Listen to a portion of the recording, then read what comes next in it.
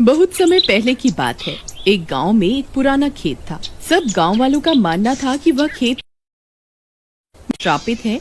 जो भी किसान उस खेत में खेती करता था उसकी सारी खेती सूख जाती थी। उस खेत की मिट्टी खून की तरह लाल थी। जो भी मजदूर उस खेत में काम करने जाता था उसे वहाँ डरावनी डरावनी आवाजें आती थी। अरे भागो रे भागो, अपनी जान बचा के भागो। एक दिन एक किसान उसी खेत में काम कर रहा था। तभी वह खेत की मिट्टी उसे अपने अंदर खींचने लगती है। अरे ये क्या हो रहा है? मैं अचानक इसके अंदर क्यों खिंचता जा रहा हूँ? अरे कोई मुझे बचाओ, ये सच में भूतिया खेत निकला। अरे मर गए रे, ये खेत तो मुझे जिंदा ही निकल रहा है। अरे कोई है? अरे कोई तो मुझे बचाओ। तभी वहाँ से एक गाँव वाला गुजर रहा होता है। वह उस मजदूर को खेत में धंसता देखकर डर जाता है। अरे भाई मेरी मदद करो, ये खेत मुझे अपने अंदर खींच रहा है। भगवान के लिए मेरी मदद करो। अरे भाई ये तो वही भूतिया खेत है। नहीं नहीं भाई, मैं तुम्हारी कोई मदद नहीं कर पाऊंगा। अगर मैं तुम्हें बचाने के लिए आया तो ये खेत मुझे भी अपने अंदर खींच लेगा। अरे कोई तो बचाओ मुझे। अरे मर गया, आज मैं नहीं बचूंगा। भाई कोई तो मेरी मदद करो। देखते ही देखते वह खेत उस मजदूर को अपने अंदर खींच लेता है। यह सब देखकर वह गाँव वाला घबरा जाता है और सीधा भागता हुआ उस खेत के जमींदार के पास जाता है। जमींदार साहब जल्दी बाहर आइए। जमींदार साहब आप कहाँ हैं? जल्दी बाहर आइए।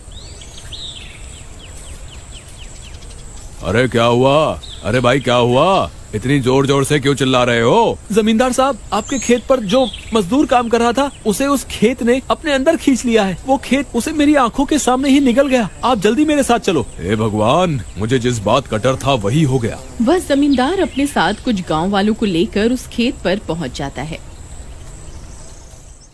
देखो भाइयों, इसी जगह पर वो मजदूर खड़ा था। तभी अचानक इस खेत ने उसे निगल लिया। भाइयों तुम सब मिलकर एक काम करो, जल्दी से यहाँ खुदाई करो। हो सकता है हमें वो मजदूर जिंदा मिल जाए। हो सकता है अभी भी उसकी सांसें चल रही हों। फिर वे सब गांव वाले मिलकर वहाँ खुदाई शुरू कर देते हैं। उन्हें खुदाई करते करते आधा दिन बीत जाता है, लेकिन उस मजदूर का कोई नामो निशान नहीं मिलता। वह लोग बहुत गहरा गड्ढा खोद देते हैं, लेकिन उसके बाद भी उन्हें उस मजदूर का नामो निशान नहीं मिलता। ये सब देखकर उस मजदूर की पत्नी बहुत घबरा जाती है। जमींदार साहब, हमें लगता है अब और खुदाई करने से कोई फायदा नहीं है। हमने बहुत गहरी खुदाई कर दी है। अगर उसकी लाश मिलनी होती तो अब तक मिल जाती। सुरेश भैया ऐसा मत कहिए, हो सकता है ये अब भी जिंदा हो। आप थोड़ी देर और खुदाई करके देखिए ना। हमें माफ कर दो बहन, अब तो अंधेरा भी हो रहा है। ये खेत वैसे ही श्रापित है। रात को यहाँ रुकना खतरे से खाली नहीं होगा। मुझे लगता है अब हमें अपने घर की ओर चलना चाहिए, कहीं ये खेत हमें न निगल जाए। इतना बोलकर वे सब गांव वाले वहाँ से चले जाते हैं। उसकी पत्नी उदास होकर वहीं खेत के पास बैठ जाती है। तभी एक मनचला उस खेत के पास से गुजरता है। अरे ये इतनी सुंदर औरत इतनी रात गए यहाँ क्या कर रही है?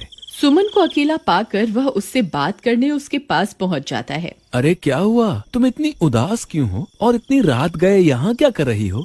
देखिए ना भाई साहब, मेरे पति सुबह इस खेत में काम कर रहे थे, तभी ये खेत मेरे पति को निकल गया। अच्छा ये बात है। अरे तो क्या हुआ? मैं हूँ ना, तुम मेरे साथ चलो, मैं तुम्हें बहुत खुश रखूंगा।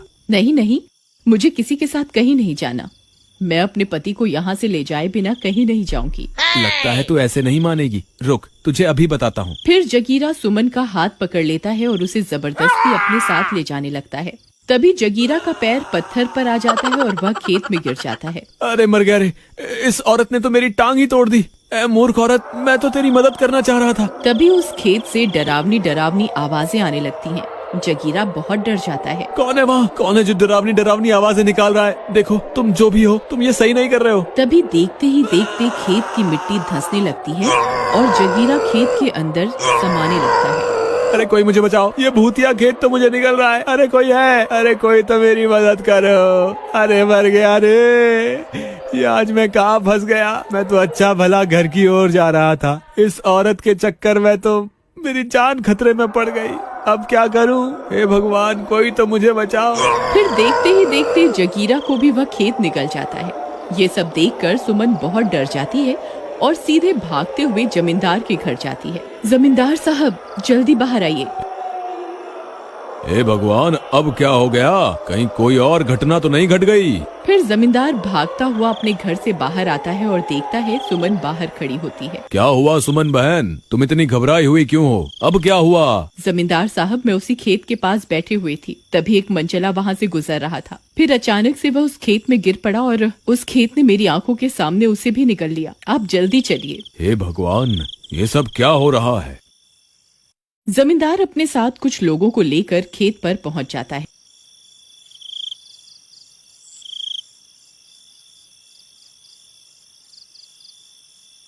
भाइयों, मुझे तो लगता है ये सब इस लालची जमींदार की वजह से हो रहा है। ये पहले से जानता था कि खेत श्रापित है, फिर भी इसने अपने लालच की वजह से इस मजदूर को किराए पर दे दिया। मैं तो कहता हूँ हमें इस जमींदार को यहीं इसी खेत पर बांध देना चाहिए, ताकि ये खेत इसे भी निगल जाए। अरे भाई, ये कैसी बात कर रहे हो? मुझे क्या पता था कि ये खेत श्रापित है? इसमें मेरी कोई गलती नहीं है। पूरे गांव को पता है कि तुम एक नंबर के मक्कार और लालची आदमी हो। तुम्हें सबक जरूर मिलना चाहिए। चलो भाइयों, हम सब मिलकर इसे यहीं बांध देते हैं। फिर वे सब गांव वाले उसे उठा लेते हैं और खेत में ले जाने लगते हैं। अरे मर गया रे! अरे तुम्हारा नाश मिटे गाँव वालों, मुझे कहाँ ले जा रहे हो? मुझे छोड़ दो! अरे मर गया रे! वे सब मिलकर जमींदार को उसी खेत में पेड़ से उल्टा लटकाकर वहाँ से चले जाते हैं। अरे गांव वालों, मुझे यहाँ अकेला छोड़कर कहाँ जा रहे हो? अरे नाश मिटो, वापस आ जाओ। मुझे इस भूतिया खेत में अकेला छोड़ के मत जाओ। फिर वे सब गांव वाले वहाँ से चले जाते हैं और जमींदार वहाँ अकेला लटका रह जाता है। तभी उस खेत में से भूतिया आवाजें आने लगती हैं। वह जमींदार बहुत डर जाता है। कौन है भाई? कौन है वहाँ? अब मुझे माफ कर दो, मुझसे गलती हो गई। तभी खेत में से जगीरा बाहर निकलता है। अब वह एक भूत बन चुका होता है। अरे मर गए रे, ये तो सच में भूत है। हे भगवान, अब मैं क्या करूँ? अरे कोई तो मुझे बचाओ। अब तुझे मुझसे कोई नहीं बचा सकता। मैं सुबह से भूख के मारे तड़प रहा था। अब मैं तुझे खाकर अपनी भूख मिटाऊंगा। फिर जगीरा उसे पेड़ से नीचे खींच लेता है और उससे भी अपने साथ खेत के अंदर खींचने लगता है। ए भूत, मुझे छोड़ दे। मेरी सारी दौलत ले ले, लेकिन मुझे छोड़ दे। तभी जमींदार बहुत तेज तेज चीखने लगता है। उसकी चीख पूरे गांव में सुनाई देती है। सब गांव वाले ये मंजर देखने के लिए खेत की तरफ जाने लगते हैं। बहुत बढ़िया भूत भाई, इस जमींदार को छोड़ना नहीं, ये इसी के लायक है। सुमन ये सब देखकर बहुत परेशान हो जाती है। उसे ये सब ठीक नहीं लगता। नहीं, ये सब बहुत गलत हो रहा है। मैं किसी को ऐसे मरता हुआ नहीं देख सकती। मुझे कुछ करना ही होगा। तभी सुमन भागकर अपने घर जाती है और हनुमान जी की मूर्ति को उठाकर अपने साथ लेकर चल देती है। वहीं दूसरी तरफ वह भूत जमींदार को खेत में खींच रहा होता है और सभी गांव वाले उसकी मौत का मंजर देख रहे होते हैं, लेकिन कोई भी उसकी मदद के लिए आगे नहीं आता। अरे गांव वालों, कोई तो मेरी मदद करो। अरे कोई तो मुझे बचाओ। अरे मर गया रे, ये भूत तो मुझे कच्चा ही खा जाएगा। अरे गांव वालों, तुम्हारा नाश मिटे।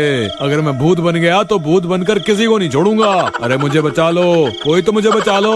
आए, मैं मर गया रे। तभी सुमन हनुमान जी की मूर्ति लेकर वहाँ पहुँच जाती है। जमींदार जी, ये पकड़िए जल्दी। जमींदार झट से हनुमान जी की मूर्ति को कसकर अपने हाथों से पकड़ लेता है। जय जय बजरंग बली, बजरंग बली की जय हो, बजरंग बली की जय हो, जय जय बजरंग बली। तभी वह भूत उस जमींदार को खेत के अंदर खींच लेता है। सभी गांव वाले हक्के बक्के रह जाते हैं। वहाँ एकदम शांति हो जाती है। सब लोग एक दूसरे की तरफ देखने लगते हैं।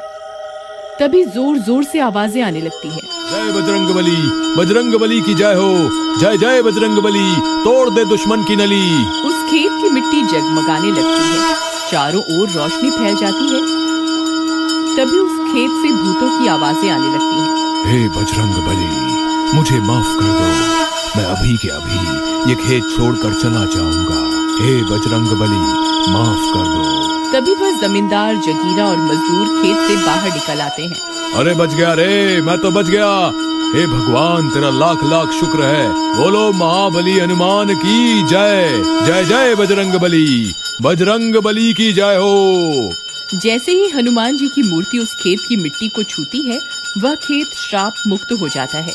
उस खेत की मिट्टी भी अब लाल रंग से सामान्य रंग की हो जाती है। सुमन भी अपने पति को वापस पाकर खुश हो जाती है। जमींदार को भी अपनी गलती का एहसास होता है। मुझे माफ कर दो भाई, मैं जानता था कि यह खेत श्रापित है। मैंने फिर भी तुम्हें इसे किराए पर दे दिया। अब मुझे मेरी गलती का एहसास हो गया है। आज सुमन नहीं होती तो मैं जिंदा नहीं होता। मेरे भाई, आज से ये खेत तुम रख लो। इस पर आज से तुम्हारा अधिकार होगा। और इस तरह वह खेत श्राप मुक्त होता है और पूरा गांव फिर से हंसी खुशी रहने लगता है। Yeah.